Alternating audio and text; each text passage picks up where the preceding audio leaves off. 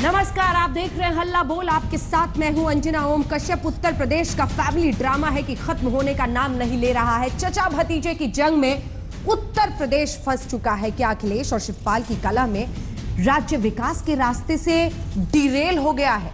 नया पासा शिवपाल ने फेंका है। इस्तीफा कार्ड खेल रहे हैं साहब। कहते हैं इस्तीफा भी देने को अब तैयार हूं मैं उत्तर प्रदेश समाजवादी पार्टी के अध्यक्ष के पद से। इसके क्या सियासी मायने ये हम आपको अपनी रिपोर्ट में दिखाएंगे, लेकिन फिलहाल ये दो तस्वीरें आपके सामने हैं। कैसे उत्तर प्रदेश फंसा हुआ है चचा भतीजे की जंग में। सवाल यह है कि एक तरफ अखिलेश यादव राशन कार्ड से लेकर हर पोस्टर पर, डिजिटल स्क्रीन्स पर अपनी तस्वीर सामने रख रहे हैं। इधर शिवपाल यादव यानी मुलायम सिंह यादव के भाई चाहते हैं कि हर हाल में पार्टी पूरी तरह से अखिलेश के हाथ में ना सिमट जाए। इस जंग में लेकिन नया मोड़ यह आया है कि बीते दिन भी जब बातचीत हुई दोनों के बीच में तो बहुत कुछ निकल नहीं पाया और चचा ने खेल दिया है इस्तीफा कार्ड।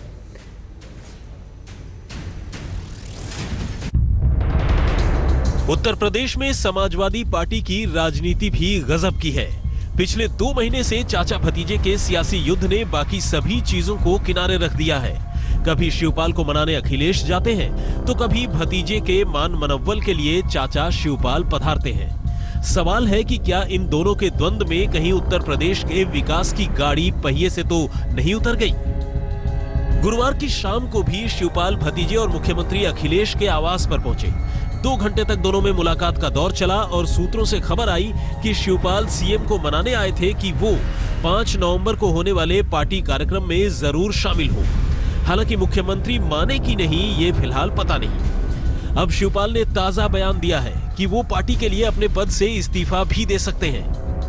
पार्टी को मजबूत करने के लिए मैं कुछ भी कर सकता हूं। अगर आप लोग कहें तो मैं स्टैम्प पेपर पर लिखकर दे सकता हूं या इस्तीफा भी देने को तैयार हूं। शिवपाल ने यह भी दावा किया है कि वो लगातार अखिलेश के संपर्क में है और 5 नवंबर से पहले तक सब कुछ ठीक हो जाएगा। हालांकि शिवपाल के दावे के उलट गुरुवार को महोबा के एक लोकार्पण कार्यक्रम में पार्टी होर्डिंग में शिवपाल की तस्वीर तो थी, लेकिन मुख्यमंत्री और मुलायम सिंह यादव की तस्वीर गायब थी। सिर्फ चाचा पोस्टर में मुस्कुरा रहे थे। कई ऐसे मुद्दे हैं जिन पर शिवपाल और अखिलेश के बीच मतभेद हैं। अखिलेश की मर्जी के खिलाफ और शिवपाल की इच्छा से कौमी एकता दल का विलय समाजवादी पार्टी में हुआ। शिवपाल के हटाए गए 2 करीबी मंत्रियों को अखिलेश की नाखुशी के बावजूद फिर से मंत्रिमंडल में शामिल किया गया। टिकट बंटवारे में भी अखिलेश की नहीं चली और शिवपाल की चाहत को ताकत मिली। अखिलेश को पहले यूपी प्रदेश अध्यक्ष बनाया गया, लेकिन बाद में शिवपाल को ही प्रदेश अध्यक्ष बनाया गया। कमाल यह है कि फिलहाल पिता मुलायम भी वर्चस्व और अहम की इस जंग में बेटे के साथ नहीं बल्कि भाई को तवज्जो दे रहे हैं। पार्टी भले ही इसे परिवार का मामला कहकर बचने की कोशिश करे, लेकिन जब सत्ता पर काबिज पार्टी निजी समस्या में ही उलझी रहेगी तो उत्तर प्रदेश को उत्तम प्रदेश बनाने का वादा कैसे पूरा होगा? लखनऊ से बालकृष्ण के साथ आज तक ब्यूरो। कई बार तो ऐसा लगता है जैसे समाजवादी पार्टी ये भूल चुकी है कि वो सत्ता में है इस वक्त इस देश के सबसे बड़े राज्य उत्तर प्रदेश में। तभी इस तरह की जंग के लिए उनके पास इतना सारा वक्त निकल रहा है। कई खास मेहमान हमारे साथ इस चर्चा में जुड़ रहे हैं। संबित पात्रा, राष्ट्रीय प्रवक्ता भारतीय जनता पार्टी के, हमारे साथ जुड़ गए हैं। अखिलेश प्रताप सिंह, कांग्रेस पार्टी के प्रवक्ता नेता, हमारे साथ जुड़ गए हैं। कुछ ही देर में जूही सिंह समाजवादी पार्टी से जुड़ेंगी। शरद प्रधान वरिष्ठ पत्रकार हमारे साथ लखनऊ से जुड़ेंगे और सुधींद्र भदौरिया साहब जुड़ेंगे। सबसे पहले संबित पात्रा, आपके पास आते हुए क्या समझ में आता है इस जंग की वजह से? क्या आपको लगता है उत्तर प्रदेश को नुकसान होगा? क्योंकि अखिलेश फोकस दिख रहे हैं और वो अपने काम को आगे बढ़ा रहे हैं। राशन कार्ड से लेकर हर पोस्टर, डिजिटल स्क्रीन, सब जगह उनकी तस्वीर मुस्कुरा रही है। देखिए अंजना जी, आपने बिल्कुल वाजिब प्रश्न पूछा कि क्या उत्तर प्रदेश को नुकसान होगा। मेरा तो मानना है कि उत्तर प्रदेश को नुकसान हो चुका है। यह जो परिवारवाद का अखाड़ा है, जिसमें कौन सा परिवार का सदस्य सबसे बड़ा है, इस द्वंद्व में अगर कोई पिछड़ा है, इस द्वंद्व में कोई हारा है, तो केवल और केवल उत्तर प्रदेश हारी है। देखिए, समाजवादी पार्टी के परिवार के लोग तो अपने परिवार के लिए बहुत चिंतित है कि सबसे बड़े नेताजी हैं, उसमें कोई शक नहीं है। उसके बाद कौन है, शिवपाल जी है या रामगोपाल जी है, उसमें लड़ाई है। उसके बाद अखिलेश जी कहां है, उसमें लड़ाई है। ये आपसी द्वंद्व है। परिवार तो कोई ना कोई परिवार से तो जीतेगा ही। परिवार तो अपने में सबसे बड़ा है उनका, और उनका कोई मकसद नहीं है। मगर आप ये बताइए, इतने वर्षों के राज में इस परिवारवाद के कारण किसका नुकसान हुआ? मैं एक उदाहरण देता हूं। आज से ठीक 4 दिन पहले आप देखिए 21 लोग किस प्रकार से वाराणसी में एक स्टैम्पीड में मारे गए, जो तीर्थयात्री थे। क्यों मारे गए? 72 ऑफिसर्स ट्रांसफर हुए और सारे ऑफिसर्स किसको नतमस्तक करना है उसमें व्यस्त थे। शिवपाल जी को नतमस्तक करना है या अखिलेश जी को नतमस्तक करना है, वैसे में सारे ऑफिसर व्यस्त थे और वहां भीड़ के मैनेजमेंट के लिए कोई ऑफिसर तक नहीं था। तो पूरे उत्तर प्रदेश में यही माहौल है। उसका मैंने एक ज्वलंत उदाहरण दिया कि क्या माहौल पूरे उत्तर प्रदेश में इस परिवार की युद्ध ने बनाया हुआ है। जूही जी, इसमें आप कृपया करके मत हंसे। 21 लोगों की जान गई है, ये हंसने का विषय नहीं है। और आप भी जानती हैं कि ये 72 लोगों के ट्रांसफर के कारण से, और कौन किसको अपना माई बाप मानता है, उसके कारण से हुआ है।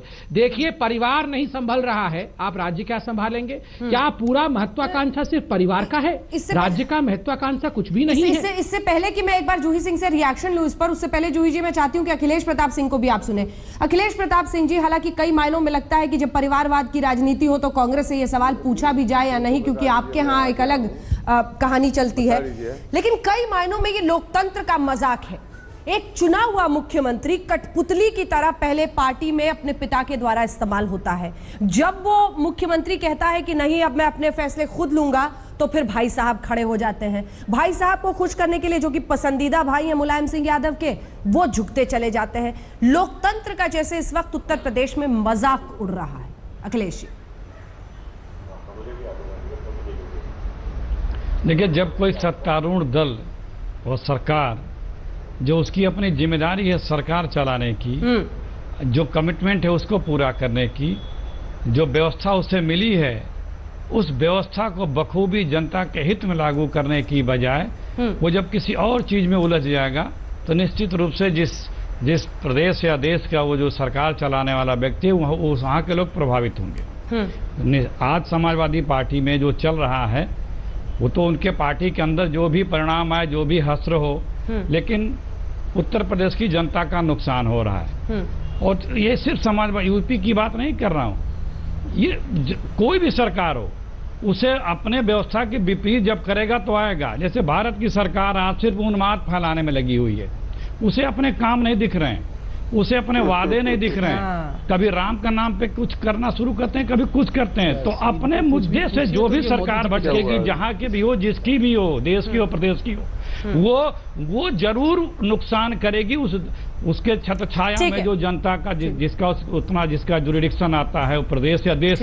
तो ये बड़ी विडंबना है कि दोनों सरकारें हमारे देश की जनहित के काम न करके आपस में गैर जनहित के कार्य में लगी हुई हैं। ठीक है जूही जी, ठीक है, मैं समझ गई जनता को इन्हें पहचानने का। आपको केंद्र सरकार तक पहुंचना था वाया उत्तर प्रदेश, आप पहुंच गए। इस पर जवाब लेंगे दोनों से ही, लेकिन उससे पहले एक बार सुधींद्र भदौरिया साहब, ये जो उत्तर प्रदेश में ये जो फैमिली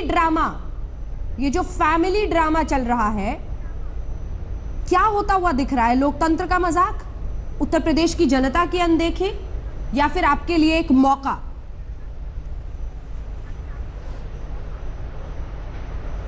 देखिए, ये राजनीतिक दलों को लाभ हानि का कुछ एक असर मिल सकता है, पर मूल चीज ये है कि उत्तर प्रदेश की जनता को क्या मिल रहा है।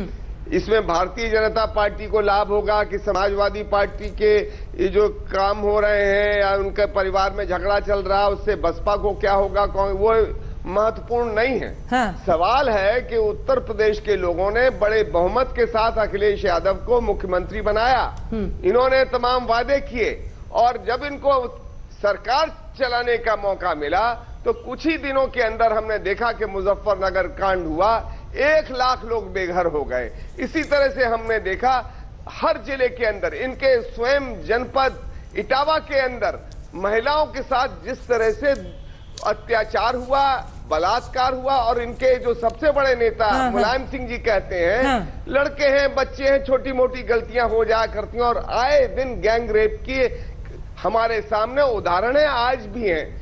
और मैं ये भी कहना चाहता हूं, इतना ही नहीं, जमीनों के छोटे मोटे प्लॉट के कब्जे नहीं, 300 एकड़ जमीन रामवृक्ष यादव ने मथुरा के अंदर एनएच के ऊपर कब्जा किया, जिसमें चाचा का भी समर्थन था और जिसमें इनका भी मुख्यमंत्री जी का समर्थन था। हाई कोर्ट के फैसलों को भी नहीं लागू होने दिया जा रहा था। एसपी की हत्या हुई, 12 से ज्यादा दरोगा मार दिए गए, हर थाने में जाकर इनके कार्यकर्ताओं ने कूटा पीटा तमाम पुलिस वालों को, और जेलों के अंदर भी छुरियां चली। ये हाल है उत्तर प्रदेश का 4-5 वर्ष का ये शासन। इससे जनता उकता गई है। जब इनको फिर से मौका आया है तो जनता की सुध लेने की जगह ये परिवार में ही मलयुद्ध कर रहे हैं। जूही सिंह जी अब जवाब दीजिए। मलयुद्ध के कारण जूही सिंह जी जवाब दीजिए। निरीह खड़ी है, परेशान है। जूही सिंह जी जवाब दीजिए। क्या हक है एक पार्टी को जो बहुमत के साथ सरकार में आई थी कि वो अपने फैमिली ड्रामा में इतनी उलझी रहे कि जनता को ही ना देखे? लोकतंत्र का मजाक उड़ा रही है आपकी पार्टी। 4.5 साल से हम सरकार चला रहे हैं। माननीय मुख्यमंत्री ने बहुत सारी विकास की योजनाएं लागू की हैं और जनता का काम हम कर रहे हैं, जनहित का काम कर रहे हैं।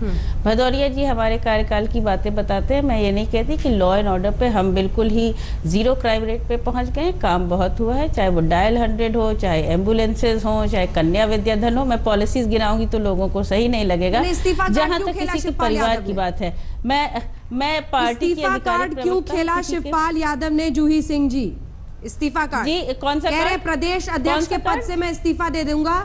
अखिलेश यादव के लिए एक दिन कहा जाता है वो मुख्यमंत्री उम्मीदवार नहीं होंगे, फिर एक दिन कहा जाता है वो मुख्यमंत्री उम्मीदवार होंगे। मजाक है ये। एक प्रक्रिया पूछी गई थी माननीय राष्ट्रीय अध्यक्ष से, जिसपे 2012 का उल्लेख करते हुए उन्होंने कहा था कि उस समय मैं लीड कर रहा था, लेकिन विधानमंडल दल ने कहा कि माननीय मुख्यमंत्री को मुख्यमंत्री बनाया जाए। और उसके बाद 2-4 प्रश्न और पूछे गए, फिर ये प्रश्न आया। इसके बाद ये प्रक्रिया के तौर पे उन्होंने बताया, हमारे दिल में कभी कोई प्रश्न चिन्ह नहीं था कि हमारा मुख्यमंत्री कौन होगा। मतलब कोई लड़ाई नहीं। प्रदेश अध्यक्ष कार्ड कोई खेला नहीं जाता। प्रदेश भतीजे की कोई लड़ाई नहीं। पहले माननीय मुख्यमंत्री जूही सिंह जी आज कह दीजिए, चचा भतीजे की कोई लड़ाई नहीं है। इसमें कठिनाई ये है कि परिवार और पार्टी को लोग कंफ्यूज कर देते हैं। ना तो मेरे संस्कार है, ना मेरा अधिकार क्षेत्र है। क्योंकि जूही सिंह जी पूरी पार्टी पर एक परिवार का कब्जा है, क्योंकि पूरी परिवार पार्टी पर एक परिवार का कब्जा है। आप जयंत सिन्हा को देख लीजिए, आप भाजपा में पंकज सिंह को देख लीजिए, क्योंकि हमारी पार्टी अभी उत्तर प्रदेश में सत्तारूढ़ है। लोग इल्जाम लगाते हैं, लगाते रहेंगे। 3 नवंबर से माननीय मुख्यमंत्री की यात्रा है। 24 तारीख को हमारे सारे सांसद, सारे विधायक माननीय राष्ट्रीय अध्यक्ष ने बनाए। हम चुनावी आपने जयंत सिंह का नाम लिया, हाथ उठा लिया संबित पात्रा। जनता हमसे डॉक्टर लोहिया पूछेगी, अंतिम सांस तक इसके खिलाफ लड़े। डॉक्टर लोहिया किसके खिलाफ? लोग भदौरिया जी सीएम को आपने जेल में मरवा दिया, इंजीनियर का अपहरण आपने करवा दिया, मायावती ने उत्तर प्रदेश की आर्थिक व्यवस्था में एक सिस्टमैटिक करप्शन कर दिया, जिसको दूर करने में इतने साल लग गए। आप तो खैर बात ही मत करिए, आप विभाजन की राजनीति करते हैं। आप तो वोट भी इस पर मांगते हैं कि समाजवादी पार्टी को वोट मत दो, आप धर्म के आधार पर वोट मांगते हैं, आप जाति के आधार पर वोट मांगते हैं। तो भदौरिया जी आप तो बात ही मत करिए कि आपकी सरकार में कितना सुशासन था। प्रजापति बीपीएल की लिस्ट से जब मायावती जी नोटों की माला पहन सकती हैं, अपने अध्यक्ष को देख लीजिए भाई, आप लोग उनको नोटों की माला पहना सकते हैं, आप NHRM का इतना बड़ा घोटाला करवा सकते हैं। आपके मैं कहूंगी सतीश चंद्र मिश्रा की संपत्ति को देख लीजिए, गायत्री के ऊपर इंक्वायरी चलेगी तो जरूर एक्शन होगा। आप चिंता मत करिए, आप अपनी पार्टी रोज आपकी पार्टी से विधायक जा रहे हैं। एवरी डे रोज एक विधायक छोड़कर एक कैंडिडेट छोड़कर भाजपा में जा रहा है, पार्टी संभालिए। उत्तराखंड में भी आपने यही नारा दिया है कि उत्तराखंड में भी आप नहीं कहते हैं कि आप धर्म के आधार पर वोटों का विभाजन मत करिए, क्योंकि कांग्रेस में कला और भाजपा में कला है। एक सकारात्मक राजनीति है आपके पास, आप सकारात्मक राजनीति पर चलते ही नहीं है, आप नकारात्मक राजनीति करते हैं। बाकी आप ऑपोजिशन पार्टी, आरोप प्रत्यारोप दोनों ने बहुत आवाज कर लिया। 2 लाइन का जवाब, क्योंकि मैं शरद प्रधान जी से कमेंट लेना चाह रही हूं। आपने खुद कहा है कि उत्तर प्रदेश का विभाजन। मैं सिर्फ 10 सेकंड लूंगा, अंजना जी आपकी अनुमति हो, सिर्फ 10 सेकंड लूंगा, क्योंकि जूही सिंह जी ने कहा कि वो पार्टी और परिवार को मिक्स नहीं करना चाहती है, तो मैं डेफिनेशन दे दूं क्या अलगाव होता है। आप देखिए, आपकी पार्टी हो या कांग्रेस पार्टी हो, वहाँ परिवार ही पार्टी है। भाजपा में पार्टी परिवार है, ये डिफरेंट पार्टी की बात करिए ना, संगठन से लेकर नहीं, मैं बता तो रहा हूँ, आपके यहाँ परिवार ही पार्टी है, हमारे यहाँ पार्टी ही परिवार है, ये फर्क है। सबको जगह मिल जाएगी। अपनी पार्टी को सब लोग देखें तो बेहतर होगा। अपनी पार्टी को डिक्लेयर कर दीजिए कि हम किसी के रिश्तेदार को मैडम इतना परेशान, मैडम इतनी बौखलाहट ठीक नहीं है। देखिए वो इस्तीफा दे रहे हैं, वो घर छोड़ के जा रहे हैं। देखिए वो वहाँ घर में ऐसे भयंकर परिस्थिति है, आप ऐसे मत गुस्सा होइए। प्रॉब्लम विद यू इज कि आपके पास कभी मुद्दों पर आप डिस्कशन करते नहीं है। ये व्यंग्यात्मक, ये मुद्दा परिवार ही तो मुद्दा है, और क्या मुद्दा है? आप लोगों ने मुद्दा माना क्या? आपने कानून की, मैं आपको बता दूं, आज ये चाचा भतीजे में लड़ाई क्यों हो रही है मैं बता दूं।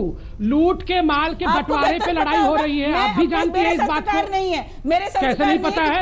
अरे बच्चे को मालूम है उत्तर प्रदेश में कि लूट के माल के ऊपर भ्रष्टाचार का जो माल लूटा गया है उसके बंटवारे पे लड़ाई हो रही है। और किसकी लड़ाई है ये? मेरे संस्कार अलाउ करते हैं। आप पति पत्नी पे बात करिए। अच्छा, आपको परिवार के विषय में आप बात करेंगी नहीं, तो आप किससे बात करेंगी?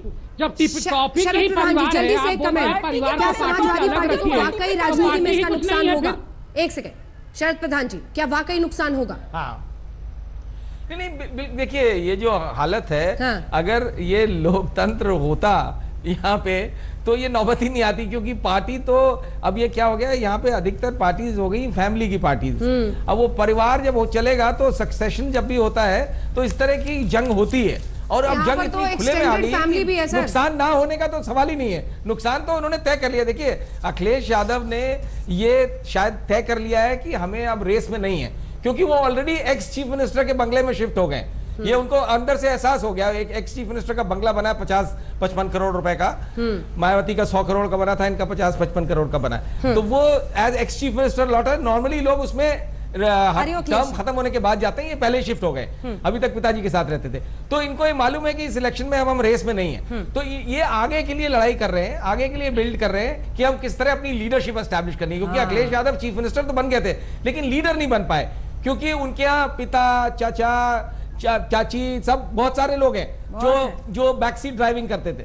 और अल्टीमेटली वो पिताजी जो है इतने ज्यादा हावी रहते थे कि अखिलेश यादव ना तो मंत्री अपनी चॉइस से अपॉइंट कर सकते हैं, बिल्कुल। जब अखिलेश यादव ने देखा, बिल्कुल, जब तमाम अन्य लोगों ने बल्कि ये देखा कि कठपुतली बने रहने वाले अखिलेश यादव अपनी रीढ़ की हड्डी दिखा रहे हैं, तो सबको परेशानी हुई। लेकिन सवाल यह है कि वही शख्स मुख्यमंत्री है उत्तर प्रदेश का, और परिवार पूरी एक पार्टी में सीमित हो चुकी है। अब इन सब के बीच पर इस बीच आपको बता दें, शिवपाल यादव से बैठक के बाद अब अखिलेश यादव ने जिलाध्यक्षों को अपने पास बुलाया है एक बैठक के लिए। क्या कुछ उनके मन में चल रहा है समझना मुश्किल है, लेकिन इससे स्पष्ट शब्दों में जूही सिंह जी कुछ नहीं कहा जा सकता। आप प्रवक्ता के तौर पर जितनी भी बैटिंग करें, लेकिन वो साफ कह रहे हैं कि पार्टी में सब कुछ ठीक नहीं है, वो आहत है। मुलायम सिंह यादव से बात की, वो भी आहत है। बेटा, पिता, चाचा, भतीजा, सवाल यह है कि अगर ये मजाक नहीं है तो क्या है उत्तर प्रदेश की जनता के साथ? एक ऐसी पार्टी जो बहुमत के साथ सत्ता में आई थी, जिसकी तरफ लोग टकटकी लगाए बैठे थे कि उत्तर प्रदेश की परिस्थितियां अच्छी होंगी, वो पार्टी दरअसल अपनी ही लड़ाई में, फैमिली ड्रामा में इतनी व्यस्त है कि उसके पास उत्तर प्रदेश की जनता के लिए वक्त ही नहीं है। बेनी प्रसाद वर्मा को हमने सुनाया, जूही सिंह जी, अब या तो आप गलत कह रही हैं या बेनी प्रसाद वर्मा गलत कह रहे हैं। वो भी एक वरिष्ठतम नेता आपकी पार्टी के कह रहे हैं कि पार्टी में जो हो रहा है ठीक नहीं है। मुलायम जी से मैंने बात की, वो बहुत दुखी है। सवाल यह है कि तमाशा बन के रह गया है उत्तर प्रदेश आप लोगों के लिए। हम जनता का काम कर रहे हैं, सबसे बड़ा आरोप जो हम पे लग रहा है वो हम गलत कौन कह रहा है? गलत कौन कह रहा है? जनता के लिए हमारे मुख्यमंत्री, हमारी सरकार हमेशा उपस्थित है, उनका कोई काम नहीं रुक रहा है। अगर बेनी प्रसाद वर्मा जी ने माननीय राष्ट्रीय अध्यक्ष से बात की, पुराने साथी हैं, उन्हें बेहतर पता होगा। उनसे आपके माध्यम से अंजना जी मेरी यही रिक्वेस्ट है कि उनको लगा हो तो जरूर ऐसे कोई भी मुद्दे को सॉल्व करें। हमारा काम यह है कि हम जनता का काम करें, जनहित का काम करें, अपने चुनाव प्रचार यात्रा निकालें, जनता से सीधा संवाद करें। जनता हमसे पूछेगी, और जनता जब मुख्यमंत्री से पूछेगी, चाहे वो परिवार का प्रश्न हो, चाहे सरकार का प्रश्न हो, तो वो अवश्य जवाब देंगे। आपकी महानतम जो इच्छाएं हैं जनता की मदद के, उसको सम्मान करते हुए मैं एक सीधा सा सवाल आपसे पूछती हूँ, और उसका सीधा सा जवाब दीजिएगा, इधर उधर मत भटकिएगा। चाचा और भतीजे में किस बात की लड़ाई है? मैं किसी चाचा भतीजे को अंजना जी जानती नहीं हूँ। मैं अपने अच्छा, शिवपाल यादव और अखिलेश यादव को जानती हूँ और राष्ट्रीय अध्यक्ष को जानती हूँ। शिवपाल यादव और अखिलेश यादव को जानती है?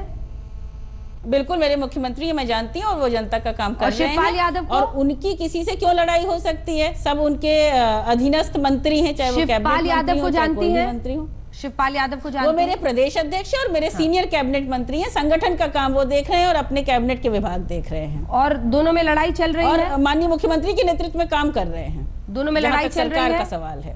दोनों में लड़ाई चल रही है? मेरे ऐसे किसी संज्ञान में नहीं है। हर पार्टी में एक लोकतांत्रिक प्रक्रिया जरूर हो सकती है, वो हर पार्टी में होती है। अगर हम ये कहें कि बसपा के लोग छोड़ रहे हैं या योगी आदित्यनाथ कह रहे हैं कि मुझे मुख्यमंत्री बना दीजिए, आपने अभी वरुण गांधी की बात उठाई, तो हर पार्टी में ऐसी प्रक्रिया चलती है। ये एक सहज प्रक्रिया, इसको सहज तरीके से लेना चाहिए। शायद इसलिए कि हम बहुमत में आए हैं, हमारी सरकार है, हम अपने चुनाव प्रचार में लग रहे हैं, तो विरोधी अगर प्रश्न चिन्ह खड़ा करे तो इसमें कोई बुराई नहीं है लोकतंत्र में। वाह, संबित पात्रा। अंजना जी। हाँ, अखिलेश जी इसके बाद फौरन, अखिलेश जी इसके बाद फौरन। संबित पात्रा जी जल्दी से अपनी बात कहें। अखिलेश जी इसके बाद फौरन। अंजना जी इसको एक दूसरे एंगल से भी देखने की आवश्यकता है।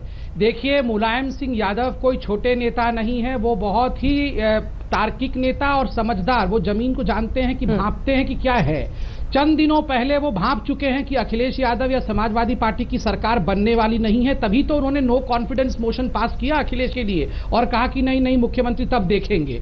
आप देखिए, ये पिता पुत्र को बचाने की कोशिश कर रहा है। वो जानते हैं नाव डूब चुकी है, अखिलेश का कैरियर समाप्त हो चुका है एज चीफ मिनिस्टर, तो ये उसको इस प्रकार की लड़ाई दिखाकर सारा जो भार है वो शिवपाल जी के कंधे पे फोड़ देंगे, उनके माथे पे फोड़ देंगे और कहेंगे देखो अखिलेश तो बेचारा क्या अकेले पड़ा हुआ था। ये अखिलेश की नाकामयाबी है। अखिलेश जी नाकामयाब रहे हैं, जिसका नतीजा है कि जहाज डूब रहा है। ये महसूस कर चुके हैं पिता मुलायम सिंह यादव और बेटे को बचाने के चक्कर में एक तरह से चाचा के माथे पर सब कुछ फोड़ने की तैयारी चल रही है। यहाँ पर कहीं भी अखिलेश यादव जी को दूध का धुला मत दिखाइए, किसी को भी मत। मैं जूही जी को कह रहा हूं, जूही जी ये मत सोचिए कि आप जनता को बेवकूफ बना देंगे कि अखिलेश जी तो बढ़िया है। अखिलेश प्रताप सिंह, मैं कह रही हूँ कि वो सवालों का जवाब देंगे, जनता जब उनसे डायरेक्ट करेगी 3 नवंबर को यात्रा पे आप कह रहे हैं। अंजना, यूपी में वही जो मामला ये शिवपाल जी और अखिलेश यादव में है, वही मामला ठीक दिल्ली में है, आडवाणी जी और मोदी जी में है। फर्क ये है कि यूपी का जो परिवार का मुखिया है वो शिवपाल जी का साथ दे रहा है और दिल्ली का जो परिवार का मुखिया है वो जो है वो दे रहा है, वो परिवार का मुखिया मोदी जी का साथ दे रहा है। सत्ता का संघर्ष दोनों एक ही है। अखिलेश जी पे सवाल पूछा जाएगा, आडवाणी जी पे जवाब होगा। इनका कमाल है। वो नागपुर का वो वही मैं दे रहा हूँ। दोनों नागपुर कहाँ से आया? कानपुर छोड़ के नागपुर क्यों गए?